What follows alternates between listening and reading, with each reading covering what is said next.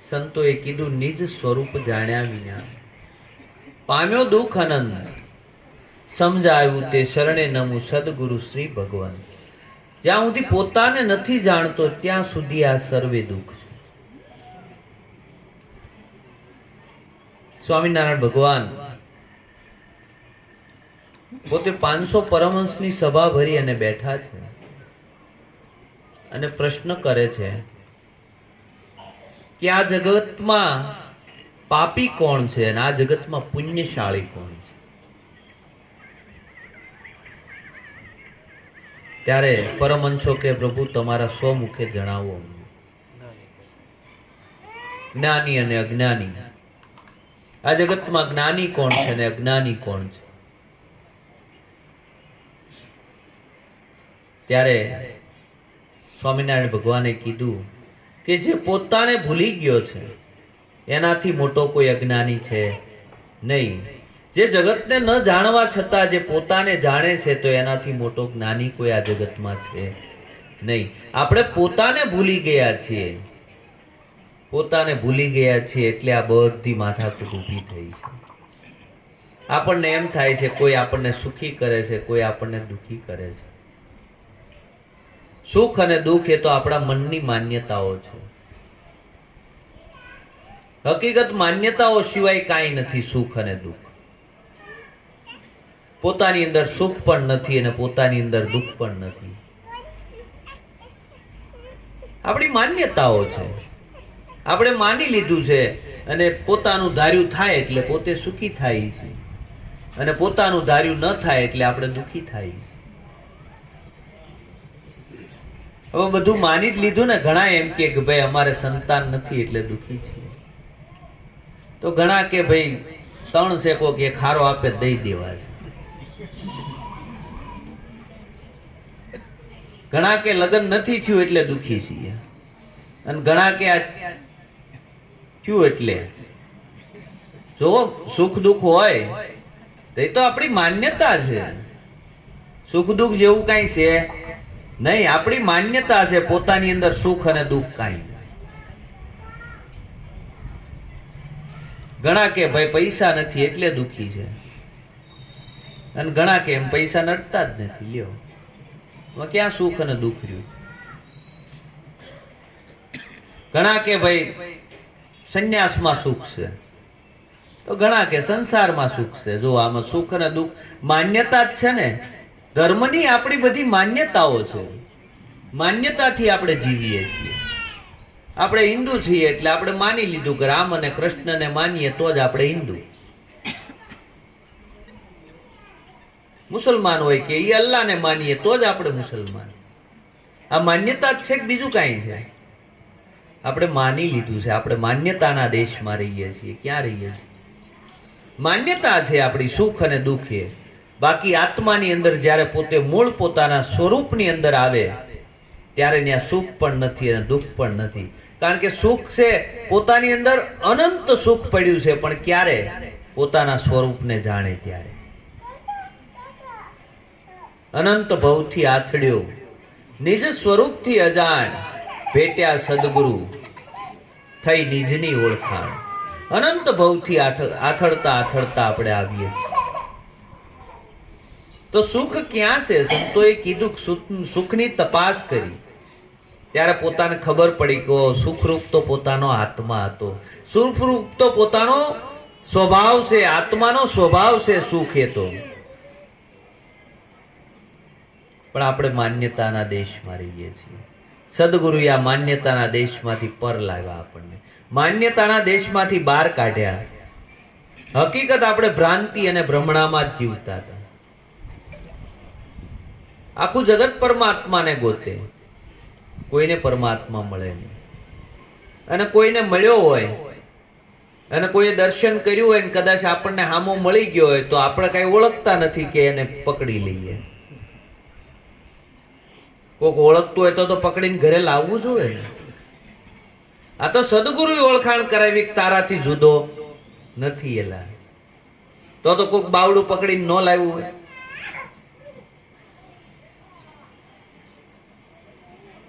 પણ આ પરમાત્મા આપણે કંઈક ગોતીએ છીએ અને છે એમાં ફરક છે. આપણી દ્રષ્ટિ કંઈક પરમાત્માને જુદી રીતે ગોતે છે. વિશિષ્ટ સ્વરૂપે આપણે ગોતીએ છીએ. કાંઈક વિશિષ્ટ સ્વરૂપ હશે. આપણે પોતાને ભૂલી અને વિશિષ્ટ સ્વરૂપે પરમાત્માને ગોતીએ એટલે મળતો નથી. પરમાત્મા પોતાની અંદર પ્રગટ હોંકારા કરે છે. સદગુરુ મળ્યા અને શાન કરી ત્યારે ખબર પડી કે મારાથી જુદો નથી. તું છો, તારી સિવાય કાંઈ નથી. એક તું પૂરણ બ્રહ્મ નિજ અખંડિત આત્મા, સચ્ચિદાનંદ રૂપ તારું પૂરણ સો પરમાત્મા. એક તું પૂરણ બ્રહ્મ નિજ અખંડિત આત્મા. તું જ છો, તારા સિવાય કાંઈ નથી. સચ્ચિદાનંદ રૂપ તારું, પોતાનું સ્વરૂપ છે એ જ આનંદ સ્વરૂપ છે અને એનો આપણને દરરોજ અનુભવ થાય છે. આપણે રાત્રે સૂઈ જઈએ પછી ઘર હોય, પરિવાર ન હોય, કુટુંબ ન હોય, માલ મિલકત પૈસા ખજાના કાંઈ ન હોય અને છતાં કેટલો આનંદ હોય. એટલે કાંઈ નથી છતાં આનંદ છે. સવારમાં કઈ ગઈ ઘસઘસાટ ઊંઘ આવી ગઈ, ખૂબ આનંદ આવ્યો, પોતે શાંતિને પામે. આ બધું જ્યાં સુધી છૂટે નહીં ત્યાં સુધી શાંતિ પામતો નથી. એલા છૂટ્યું એટલે તરત શાંતિ પામી ગઈ. એટલે બુદ્ધે શાંતિની ખોજ માટે મેલને છોડ્યો અને આપણે શાંતિ માટે મોટા મોટા મેલ બનાવીશ. કેમ મેળ થશે? શાંતિ તો સમજણમાં મળે. સંતોએ કીધું શાંતિ ગોતવી હોય તો સમજણ જોઈશે.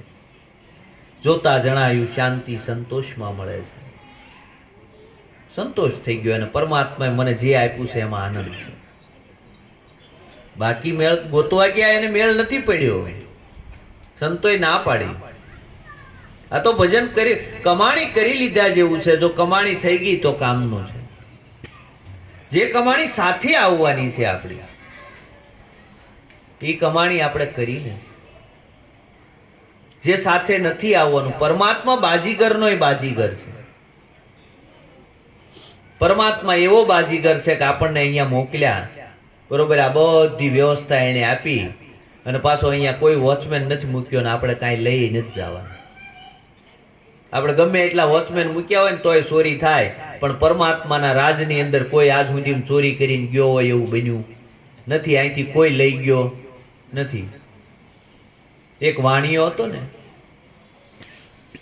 પોતે ખૂબ સંપત્તિ, પણ છેલ્લે અંત સમય આવ્યો, ખૂબ કમાણા. હવે એને વિચાર કર્યો કે હવે આ સંપત્તિ કાલ સવારે દેહ પડી જાય તો આ દેહ પડી જાય તો આ સંપત્તિનું થાહે હું, આનું શું કરવું એમ. એટલે કે ભાઈ આપણા ગામમાં કોઈક એવા સારા વિદ્વાન માણસ હોય એને આપણે પૂછીએ કે આને હારે લઈ જવું હોય તો શું કરવું પડે. એટલે એક ગામમાં સાત્વિક બ્રાહ્મણ હતા. બ્રાહ્મણ પાસે ગયા કે ભાઈ અમારો એક પ્રશ્ન છે. બંને માણસ સાથે ગયા અને પ્રશ્ન કર્યો કે પ્રભુ અમારી પાસે સંપત્તિ તો ઘણી છે, આ સંપત્તિને અમારે સાથે લઈ જવી હોય તો શું કરવું? એટલે બ્રાહ્મણે વિચાર કર્યો કે ભાઈ આને જો એમ કહીશ કે હારે નહીં આવે તો આ તો કાંઈ આમ તો વાપરવાનો છે નહીં. એટલે કે હારે તો જાય પણ આને કન્વર્ટ કરવી પડે. કે જો કમાણી સંતો શાન કરી દે આપણને કે આને કન્વર્ટ કરવી પડે. કે એમ કેમ કન્વર્ટ કરવી પડે? કે તમે અહીંયા ભારતમાં રહ્યો છો ને તમારે અમેરિકા જવું હોય તો અહીંયાથી તમે રૂપિયા લઈને જાઓ એટલે ત્યાં જઈને તમે બેંકમાં જમા કરાવો એટલે એ તમને ડોલર આપે. એ ડોલર પછી અમેરિકામાં વપરાય, ત્યાં તમારો રૂપિયો હાલે નહીં. તમારે પછી ઇંગ્લેન્ડમાં જવું હોય તો અહીંયાથી તમે રૂપિયા જમા કરાવો બેંકમાં એટલે ત્યાં જઈને તમને પાઉન્ડ આપે એટલે એ પાઉન્ડમાં ટ્રાન્સફર થઈ જાય. પછી કે એ પૈસા ત્યાં ઇંગ્લેન્ડમાં તમને કામ આવે.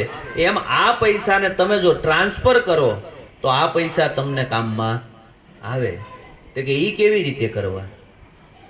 કે આ જે બેંક છે એની જેવી પરમાત્માની બેંકો છે. કે કોઈ એવા વૃદ્ધ હોય, બરોબર છે, કોઈ એવા અભ્યાગત હોય કે જગતના આશરે જીવતા હોય એને તમે આપો, પરમાત્મા ત્યાં જઈને તમને આપે.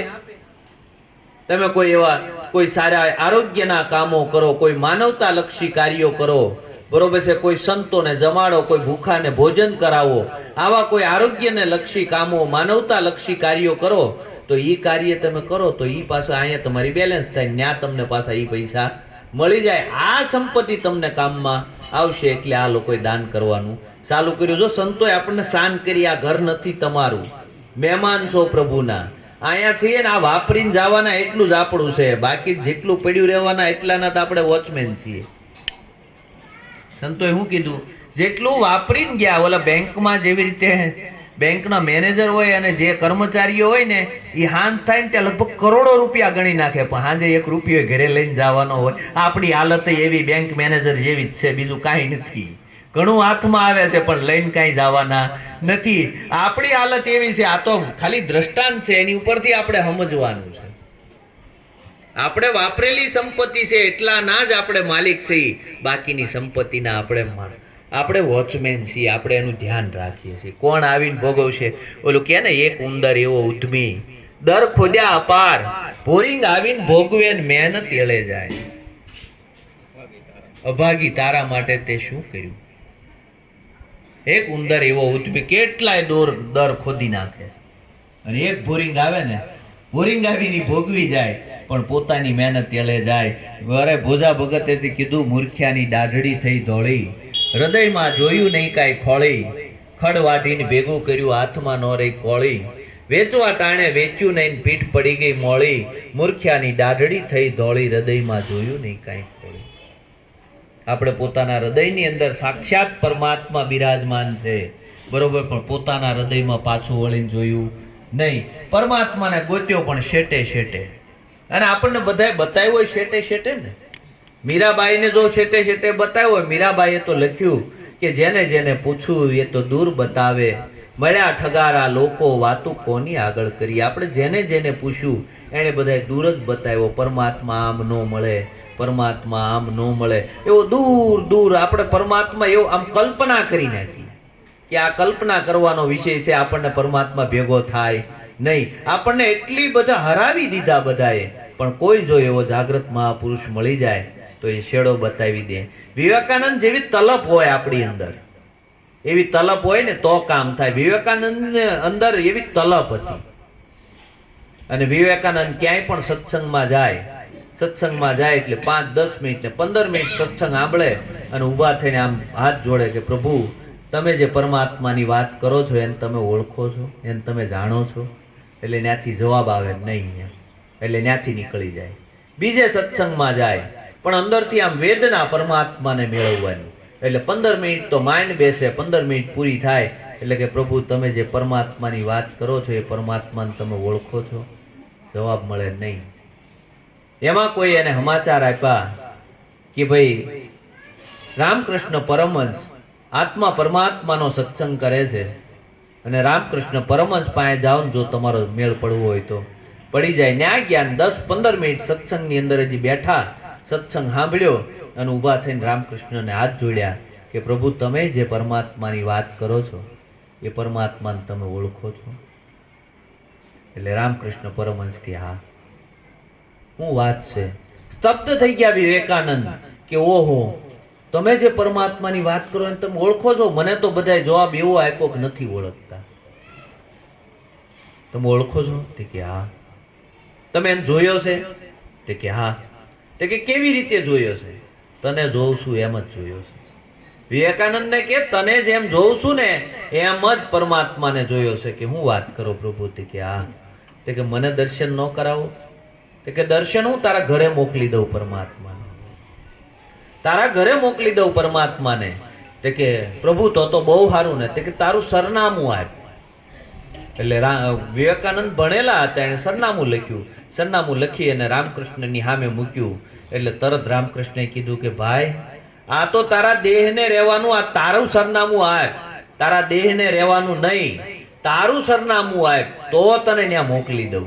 અને વિવેકાનંદને ખબર પડી ગઈ, ઓ પ્રભુ, હું મને જાણતો નથી, આ તો મારા દેહને રહેવાનું સરનામું મેં તમને આપ્યું, પણ મારા સરનામાની મને ખબર નથી. સદગુરુ મળે ને શાન કરી દે, અને શાનમાં ભાન થઈ જાય ને તો પોતાને ખબર પડી જાય કે મારું સરનામું હું.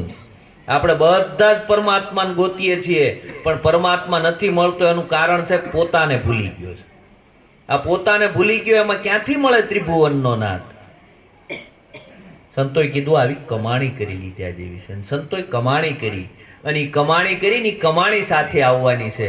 સંતોએ વાણીમાં કીધું, ભજન એક સત્ય નામનું કરીએ રે, ભજન એક સત્ય નામનું કરીએ રે, કે ભાવે ભવસાગર તરીએ રે, ભજન એક સત્ય નામનું કરીએ રે, કે ભાવે ભવસાગર તરીએ રે, ભજન એક સત્ય નામનું કરીએ રે, ભજન એક સત્ય નામનું કરીએ રે, ભજન એક સત્ય નામનું કરીએ રે, સંસાર સુખ વાદળાની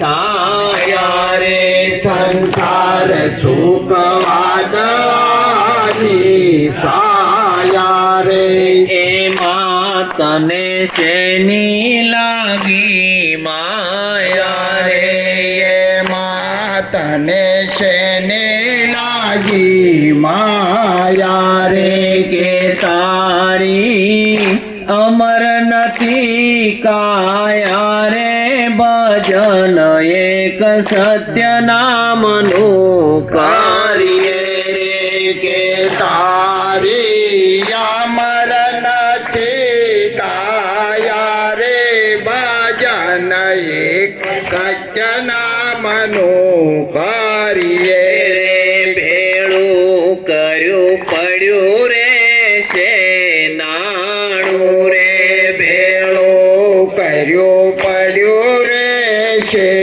નાણું રે, ભોજનિયાનું ભર્યું રે છે ભાણું રે, ભોજન આલો ભર્યો રે છે ભાણું રે, ઓ ચિંતાનું આવી જાશે ટાણું રે, ભજન એક સત્ય નામનું કરીએ ઓ ચિંતાનું આવી જાશે ટાણું રે, ભજન એક સત્ય નામનું કરીએ રે, ભજન એક સત્ય નામનું કરીએ રે, ભજન એક સત્ય નામનું કરીએ રે, કે માત તાત બેની બને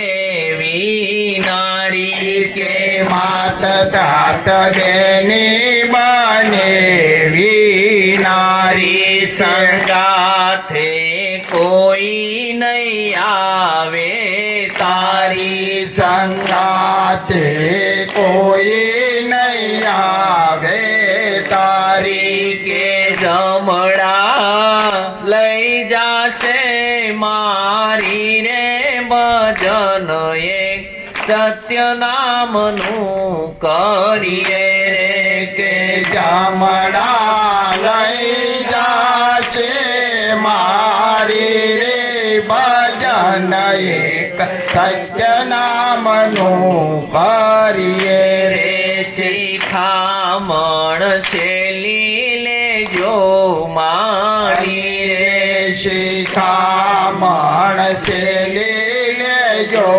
માની રે, પ્રભુ વિના કોઈ નથી બેલી રે, પ્રભુ વિના કોઈ નથી બેલી રે, કે મનમાંથી હું પદ દિયો મેલી રે, ભજન એક સત્ય નામનું કરીએ રે, કે મનમાંથી હું પદ દિયો મેલી રે, ભજન એક સત્ય નામનું કરીએ રે ભજન એક સત્ય નામનું કરીએ રે ભજન એક સત્ય નામનું કરીએ રે સદગુરુ મહારાજ